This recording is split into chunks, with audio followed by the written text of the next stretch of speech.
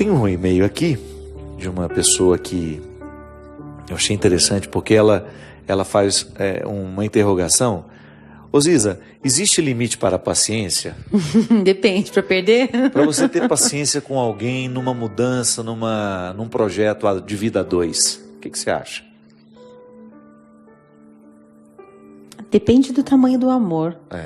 Eu acho que a paciência é movida a amor. Depende até onde você consegue amar, até onde você vai amando. Porque eu acho que pelo menos a régua da minha paciência é o tanto que eu amo que peso tem aquela pessoa na minha vida. Algumas pessoas, com elas eu me silencio e digo com essa pessoa eu não vou... porque sempre com a ignorância a gente perde a briga, né? A ignorância sempre ganha. Mas então, olha que interessante a questão. Ela fala, padre, eu gosto de uma pessoa, ela não quer ser identificada, e que essa pessoa tem um passado muito destruído. Em relação a namoros. Então ela sabe que já faz parte da estrutura dessa pessoa a dificuldade de amar. Porque se ela tem um histórico difícil, porque alguma coisa ela já identificou, então que não está muito bem. Por outro lado, eu a amo e gostaria muito de insistir neste namoro. Penso que talvez ele nunca tenha sido amado da maneira certa, mas ao mesmo tempo eu fico pensando, é errado eu me acostumar aos defeitos dele, sabendo que ele erra comigo muitas vezes e continuar a persistir nessa ajuda e querê-lo ao meu lado? Ajudar alguém tem que ter, na minha opinião, é claro, tem que ter sempre a soma da pessoa querer ser ajudada. E uma paciência sem limite e sem, eu acho que uma conexão real e equilibrada de amor é doentia. E às vezes pode estar a serviço. Pode ser que a sua insistência esteja a serviço também dos seus problemas. Isso. Não é? Porque às vezes você insiste por também administrar uma carência afetiva que está lhe prejudicando a também ter a própria coragem de romper. Porque o amor, quando ele é verdadeiro, ele nos permite o rompimento. Pode parecer estranho isso. Porque o amor não é só o que você oferece ao outro, é também o que você tem por você. Se permitir receber também. Claro. Porque às vezes a gente tem paciência, no fundo a gente mente pra gente mesmo, que a gente não está se orgulhando de ser paciente, mas no fundo a gente tem um ganho secundário. Exatamente. Um ganho secundário de se dizer a si mesmo, nossa, como eu sou bom, olha como eu sou paciente. Como eu sou boazinha. Olha até onde eu amo. E aí o tempo passa e aí essa espera amarga e um dia o outro vai levar de volta a cobrancinha, né? A conta chega. Conhece a música do Gilberto Gil, Cada Coisa em Seu Lugar? Não. Preciso refrear um pouco meu desejo de ajudar. Bondade pode ser o vício. Eita. Bondade pode ser um vício. Porque às vezes você vai vivendo um processo tão desgastante com o outro que você já não consegue perceber essa vaidade que você está vivendo de ser sempre a parte da história que perdoa, que reconcilia. Coitadinho, né? Coitadinho. Olha para mim. Amor equilibrado, padre. Eu acredito que o amor precisa de equilíbrio e precisa ter essa, às vezes, essa busca pela maturidade desse equilíbrio, né? E às vezes esse posicionamento dela aqui, ela o retira da possibilidade de crescer. Acomoda. Acomoda. Às vezes o nosso amor, ele acomoda o outro. Amor tem que passar pela exigência. Eu não posso dizer, eu amo a Ziza e me acostumo com os defeitos dela. Eu estou desprotegendo a Ziza. Como se tudo fosse perfeitinho, fosse fácil amar. Isso não existe. Não, é uma escolha. O amigo precisa conflituar aquilo que no outro eu identifico que é desfavorável a ela. Imagina uma relação a dois, minha filha. Você jamais pode se acostumar com os defeitos do outro. Você pode, essa paciência tem que ser consciente. Mas essa paciência não pode lhe privar de colocar numa luta para a superação do outro lado. Ele precisa superar. Então, se por acaso você identifica que ele tem dificuldades afetivas pela própria história que viveu, de repente ele não foi amado como ele poderia ser, veja bem, você não pode ser a redentora dele.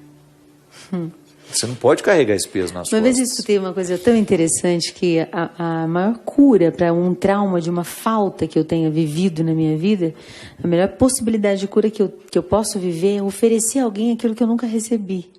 Porque às vezes a gente se apoia nessa muleta de que eu não recebi, então eu não tenho para dar. E não, às vezes o processo pode ser o inverso, né? Assim, eu vou fazer o exercício, como o Santo Afonso dizia, assim, o exercício de viver como se eu já tivesse mesmo essa virtude, essa graça. E a cura acontece quando a gente dá o passo. Mas como que eu vou fazer se eu nunca recebi? Dá o passo, que Deus abençoe a generosidade, né? Eu acho que Deus ele é rico demais nessa possibilidade que Ele nos dá de ser criativos com os traumas que a gente tem não tem que ficar vivendo sobre desculpas, mas saber que nesses buracos da alma existem muitas possibilidades de transformação, né? E não uma espera de preenchimento. Senão a gente vive meio carentinho, assim, né? E eu posso sair de mim e mudar isso. E não ficar esperando emocionalmente que todos os meus anseios e minhas faltas sejam supridas para que eu possa amar alguém. É o inverso, né? É o inverso, assim. Eu acredito nesse evangelho do dar antes de receber. E mesmo porque quando eu tenho uma história difícil, eu tenho duas possibilidades.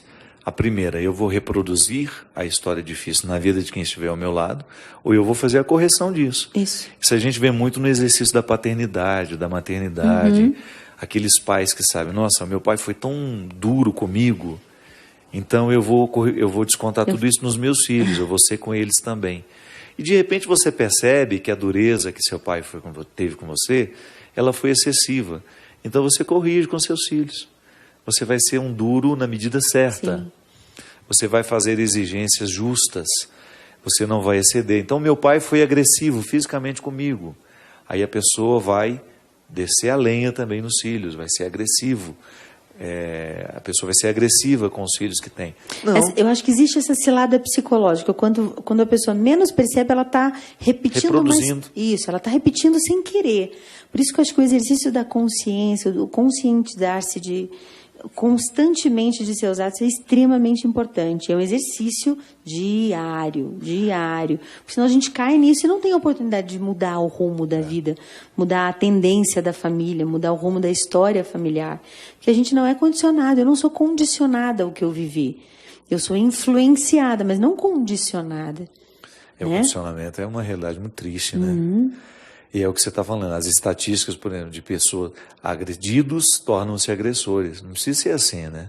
Não precisa. Não precisa, é preciso esforço, né, padre? Muita oração. Acho que precisa de esforço, contar com a graça de Deus, mas ter consciência de que é muito possível que seja diferente. Então, minha filha, o que você precisa fazer? Primeiro, coloca na mesa se o amor que você está amando é, de fato, fruto de um valor ou se ele é fruto de uma necessidade. Eu sei que pode parecer difícil de entender, mas a própria experiência prática nos revela. Se eu estou amando por um valor, eu não vou ficar anotando no caderninho o que eu faço pelo outro. Não é? Agora, se eu amo lista das minhas bondades. Se eu amo por necessidade, você vai fazer aquela cara. Tá bom, pode me deixar aqui, eu sei que você não tem disposição para isso. Você vai fazer o carentinho. Drama. É o eterno carentinho, você falou tudo. Vontade de espirrar, gente. Parece que daqui a pouco eu vou espirrar. O carentinho, ele sempre tem a listinha de tudo que ele já fez. Nossa, você não sabe quanto sacrifício eu fiz para vir aqui hoje, participar do seu programa. E fica falando várias vezes. O carentinho, ele é exímio em contas, né? Ele faz a conta de tudo que ele fez muito rápido. Então, é assim, descobre, tenha coragem de reconhecer que você ama por necessidade. É um caso perdido? Não, tem cura. A verdade, né, padre? Jesus fala, a verdade nos liberta. A partir do momento que eu tomo consciência que a minha amizade com a Aziza está muito mais ligada às necessidades que eu tenho dela do que ao valor em si, eu posso corrigir isso. Eu vou procurar ser mais gratuito e, ao mesmo tempo, eu vou começar a identificar o que é excessivo no meu trato com a Aziza. Então, se o seu namorado está aí, se você o exime de toda e qualquer responsabilidade de fazer uma mudança, você não está sendo correta com ele nem com você. Acho que essa vida é curta demais e às vezes a gente perde muito tempo para a gente tomar consciência das coisas e depois não dá tempo de mudar mais. Já estamos cruzando o cabo da Boa Esperança, já estamos com os defeitos ainda mais acentuados, porque isso é uma verdade, né? Eles vão ficando treinados. Vão. Né? Se você não lida com honestidade com os defeitos da juventude, esqueça, eles na velhice estarão muito pior. Bem piores. É o que na psicologia a gente chama de cristalização, sabe? Sabe o que é cristalizar? O que é uma fruta cristalizada? É uma fruta que foi ressecada e coberta com uma proteção de açúcar. Aquela casca de açúcar, ela fica dura, ela cria uma estrutura difícil de ser quebrada. Uma maçã do amor, por exemplo, quantas pessoas já quebraram os dentes mordendo uma maçã do amor? É uma fruta cristalizada. Criou-se uma casca de proteção. Então nós muitas vezes fazemos isso com os nossos defeitos. A gente se acostuma com eles, não tem não faz o exercício diário de quebrar o poder deles sobre nós, daqui a pouco eles estão cristalizados na nossa personalidade. Acho que para mim é sempre uma frase extremamente importante de dizer: você tem razão. Quando alguém me diz alguma coisa, me exercitar de ouvir aquela pessoa e pensar, essa pessoa está certa, eu preciso dizer para ela, você tem razão, eu preciso melhorar nisso. E isso me gera um movimento na alma modificador. Sempre modificador. E de reconhecer, nem tudo está em mim, tem muito que me pertence, que está nos outros, eu preciso ouvir. Preciso abrir, assim, abrir espaço e engolir o orgulhão e descristaliza, né? Derrete esse açúcar e dá razão para o outro, mesmo que às vezes a gente acha que não, fulano é menos do que eu, é inferior a mim, é menos culto, menos inteligente, não tem nada a me acrescentar. E às vezes são as pessoas que mais nos surpreendem, porque mais nos desarmam e com muita rapidez, né? Eu já identifiquei que o meu mecanismo, as pessoas que mais me seduzem, as pessoas que eu mais quero ter por perto, são as simples.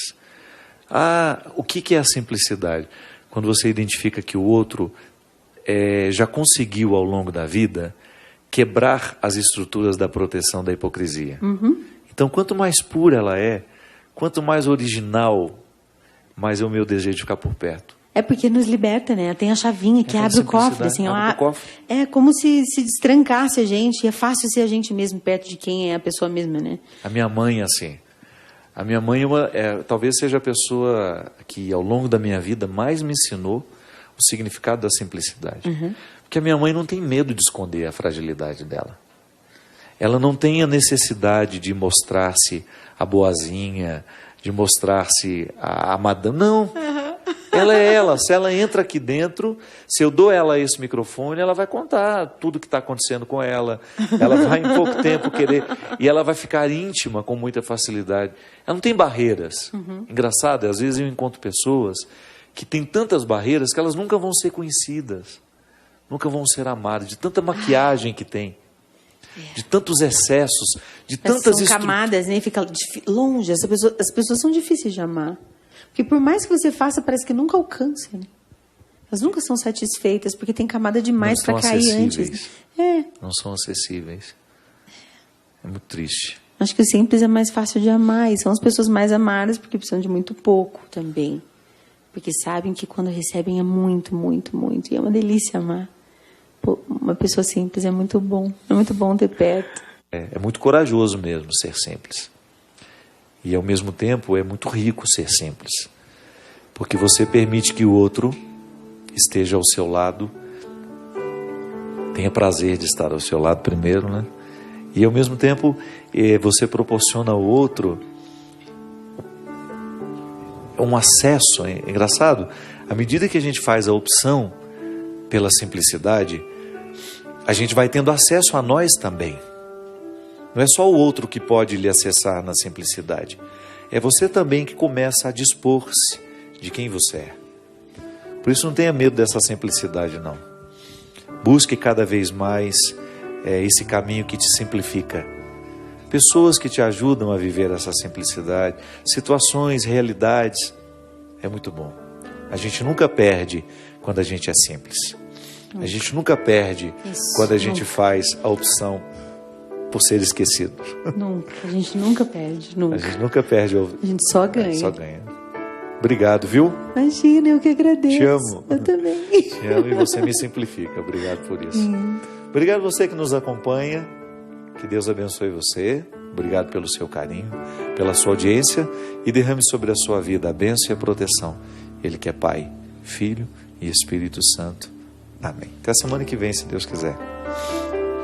É a esperança cega